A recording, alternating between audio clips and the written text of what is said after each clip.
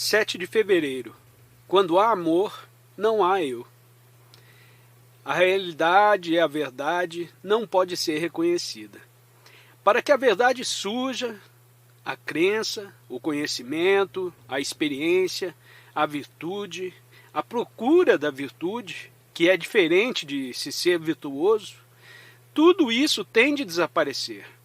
A pessoa virtuosa que está consciente de procurar a virtude nunca poderá encontrar a realidade. Pode ser uma pessoa muito decente, mas isso é inteiramente diferente do homem de verdade, do homem que compreende. Para o homem de verdade, a verdade ganhou existência. Um homem virtuoso é um homem correto, e um homem correto nunca pode compreender o que é a verdade. Porque para ele a virtude é a cobertura do eu, o reforço do eu, porque ele procura virtude. Quando ele diz, não devo ser ganancioso, o estado no qual ele não é ganancioso e que ele experimenta, fortalece o eu. É por isso que é tão importante ser pobre. Não apenas no que se refere às coisas mundanas, mas também no que diz respeito à crença e ao conhecimento. Um homem abastado em riquezas mundanas, ou um homem rico em conhecimento e crença, nunca conhecerão outra coisa que não a escuridão, e serão o centro de toda maldade e miséria. Mas se vocês e eu, enquanto indivíduos, conseguimos ver toda essa atividade do eu, então saberemos o que é o amor. Posso lhes assegurar de que essa é a única reforma que poderá mudar o mundo. O amor não é o eu. O eu não pode reconhecer o amor, e vocês dizem, amo. Mas então, no próprio ato de o dizerem, no próprio ato de o experimentarem, não há amor. Mas quando vocês conhecem o amor, não há eu. Quando há amor, não há eu.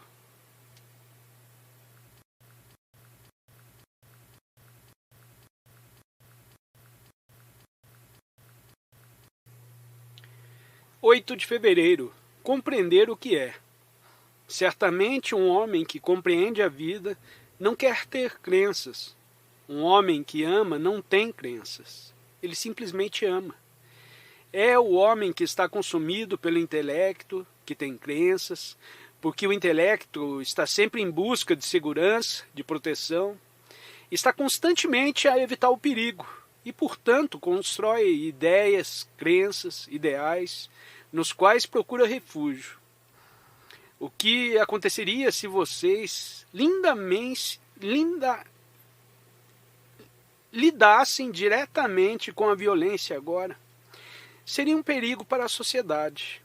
E como a mente antevê o perigo, ela diz, alcançarei o ideal da não violência daqui a 10 anos. O que é um processo tão fictício e falso. Compreender o que é mais importante do que criar e seguir ideais, porque os ideais são falsos, e o que é o real? Compreender o que é requer uma enorme capacidade, uma mente ágil e sem preconceitos. É porque não queremos encarar e compreender o que é que inventamos as muitas formas de fugir e lhes damos nomes adoráveis como ideal, crença, Deus. Por certo que é somente quando vejo falso como falso que a minha mente se torna capaz de ver o que é verdadeiro. Uma mente que está confundida pelo falso nunca pode descobrir a verdade. Portanto, devo compreender o que é falso nos meus relacionamentos, nas minhas ideias, nas coisas que me dizem respeito, porque perceber a verdade requer a compreensão do falso, sem se remover as causas da ignorância. Não pode haver iluminação. E procurar iluminação quando a mente não está iluminada é totalmente vazio, sem sentido. Por isso, devo começar a ver o falso na minha relação com as ideias, com as pessoas, com as coisas. Quando a mente vê aquilo que é falso, então o que é verdadeiro ganha existência e então a êxtase, a felicidade.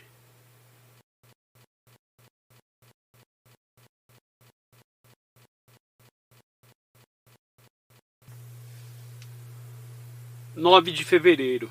Aquilo em que acreditamos. Será que a crença traz entusiasmo? Será que o entusiasmo se pode sustentar a si mesmo se não houver uma crença? E será o entusiasmo de todo necessário? Ou o que é necessário é um outro tipo de energia, um outro tipo de vitalidade, de atividade? A maioria de nós se entusiasma com uma coisa ou outra. Somos interessados, muito entusiásticos, quando se trata de concertos, exercício físico ou de fazer um piquenique. Todavia, a menos que esses entusiasmos sejam constantemente alimentados por uma coisa ou outra, eles acabam por esmoecer e passamos a ter um novo entusiasmo por outras coisas. Haverá uma força que se sustente a si mesma, uma energia que não dependa de uma crença? A outra questão é, será que necessitamos de qualquer espécie de crença? E se necessitamos, por que razão isso acontece? Esse é um dos problemas relacionados com a questão. Nós não precisamos de acreditar que o sol, as montanhas e os rios existem. Não precisamos de acreditar que discutimos com as nossas mulheres. Não precisamos de acreditar que a vida é um grande sofrimento, com as suas angústias, conflitos e constante ambição. É um fato. Mas exigimos uma crença quando queremos fugir de um fato em direção a uma irrealidade.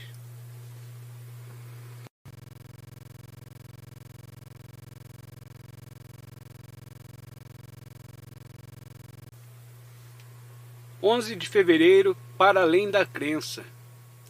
Constatamos que a vida é feia, dolorosa e triste. Queremos algum tipo de teoria, algum tipo de especulação ou satisfação, algum tipo de doutrina que explique tudo isso, e portanto ficamos enredados na explicação, nas palavras, nas teorias, e gradualmente as crenças vão adquirindo raízes profundas e inabaláveis. Porque por detrás dessas crenças, por detrás desses dogmas, existe um medo permanente do desconhecido. Mas nós nunca olhamos para esse medo, nos desviamos dele. Quanto mais fortes forem as crenças, mais fortes serão os dogmas. E quando examinamos essas crenças, cristãs, hindus, budistas, descobrimos que elas dividem as pessoas. Cada dogma, cada crença tem uma série de rituais, uma série de compulsões que prendem e separam os homens. Portanto, começamos com uma investigação para descobrirmos o que é verdadeiro, para descobrirmos qual é o significado desse sofrimento, dessa luta, desta dor. E rapidamente nos tornamos prisioneiros de crenças, de rituais e de teorias. A crença é corrupção, porque por detrás dela e da moralidade esconde-se a mente, o eu. O eu a tornar-se maior, mais forte e poderoso. Nós consideramos a crença em Deus, a crença em algo como sendo religião. Consideremos que acreditar é ser-se religioso, compreendem? Se não acreditarem, serão considerados ateus, serão condenados pela sociedade. Uma sociedade condenará aqueles que acreditam em Deus e outra condenará os que não acreditam. São ambas iguais. Portanto, a religião se torna uma questão de crença. E a crença atua sobre a mente e influencia. A mente, nesse caso, nunca pode ser livre. Mas é somente na liberdade que vocês podem descobrir o que é verdadeiro, o que é Deus. Não através de qualquer crença, porque a sua própria crença projeta o que vocês pensam que Deus deve ser, o que vocês pensam que deve ser o verdadeiro.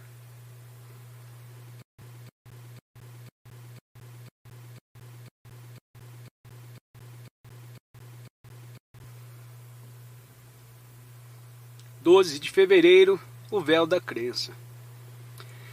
Vocês acreditam em Deus e outra pessoa não acredita em Deus. E assim as suas crenças se separam um dos outros. A crença encontra-se organizada pelo mundo afora, sob a forma de hinduísmo, budismo ou cristianismo, e desse modo divide um homem do outro. Estamos confusos e achamos que através da crença iremos tornar claro o que é confuso. Isto é, a crença é sobreposta à confusão, e nós esperamos que com isso a confusão seja dissipada. Mas a crença é uma mera fuga do fato que é a confusão. Ela não nos ajuda a encarar nem a compreender o fato, mas apenas fugimos da confusão em que nos encontramos. Para compreendermos a confusão, não é necessária a crença, e a crença apenas atua como um véu entre nós e os nossos problemas. Assim, a religião, que é a crença organizada, torna-se um meio de fuga ao que é, ao fato que é a confusão. O homem que acredita em Deus, o homem que acredita no além, ou que tem qualquer outra forma de crença, está a fugir à realidade do que ele próprio é. Não conhecem aqueles que acreditam em Deus, que fazem puja, que repetem certos cânticos e mantras, e que nas suas vidas diárias são dominadores, cruéis, ambiciosos, batoteiros e desonestos? Poderão encontrar Deus? Estão realmente à procura de Deus? Será possível encontrar Deus através da repetição de palavras, através da crença? Mas essas pessoas acreditam em Deus, adoram a Deus, vão todos os dias ao templo e fazem de tudo para fugirem ao fato que é a realidade do que são. E vocês as consideram respeitáveis porque elas são vocês mesmos.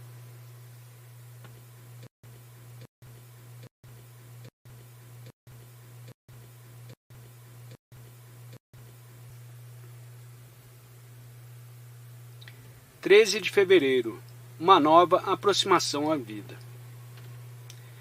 Me parece uma das coisas que a maioria de nós aceita de bom grado e toma como garantido é a questão das crenças.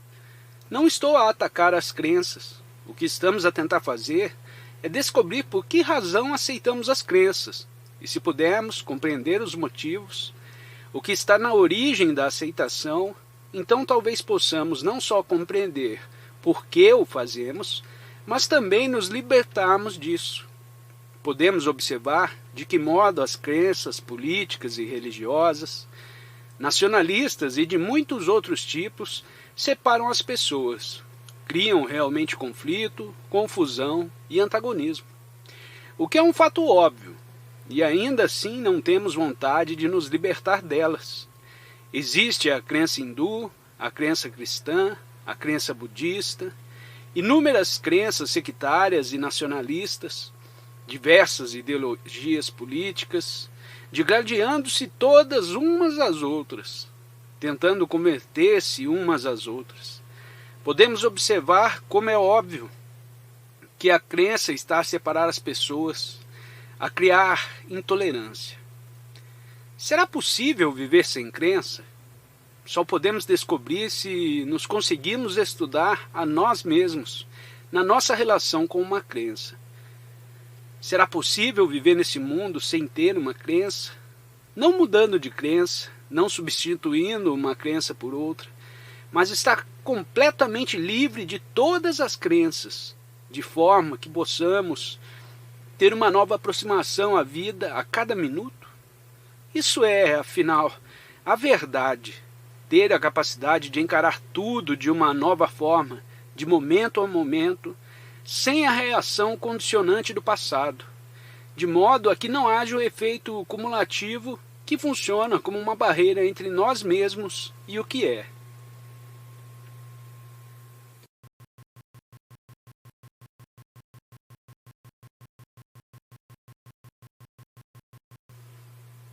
(14 de fevereiro) A crença impede a compreensão verdadeira. Se não tivéssemos qualquer crença, o que é que nos aconteceria? Não deveríamos ficar muito assustados com o que pudesse acontecer? Se não tivéssemos qualquer padrão de ação baseado numa crença, quer fosse em Deus, ou no comunismo, ou no imperialismo, ou em algum tipo de fórmula religiosa, algum dogma no qual estamos condicionados, nós sentiríamos totalmente perdidos, não era? E não é esta aceitação da crença o disfarce desse medo? Do medo de, no fundo, não sermos nada, de sermos vazios? Afinal, uma chavena apenas tem utilidade se estiver vazia. E uma mente que está cheia de crenças, de dogmas, de certezas, de citações, é na verdade uma mente incapaz de criar. E tão somente uma mente repetitiva. Para escaparmos desse medo do vazio, desse medo da solidão, desse medo da estagnação, de não se chegar, de não se conseguir, de não se alcançar, de não ser alguma coisa, de não se vir a ser alguma coisa. É certamente uma das razões, não é verdade, que aceitamos as crenças tão rápida e avidamente? E através da aceitação da crença, será que nos compreendemos a nós mesmos? Pelo contrário, uma crença religiosa ou política impede, obviamente, a compreensão de nós mesmos. Atua como um véu através do qual olhamos para nós próprios. E poderemos olhar para nós próprios sem as crenças? Se removermos essas crenças, as muitas crenças que temos, sobrará alguma coisa para a qual olharmos? Se não estivermos nenhuma das crenças com as quais a mente se tem identificado, então a mente, sem identificação, torna-se capaz de se ver a si mesma tal qual é. E então tem por certo início a compreensão de nós mesmos.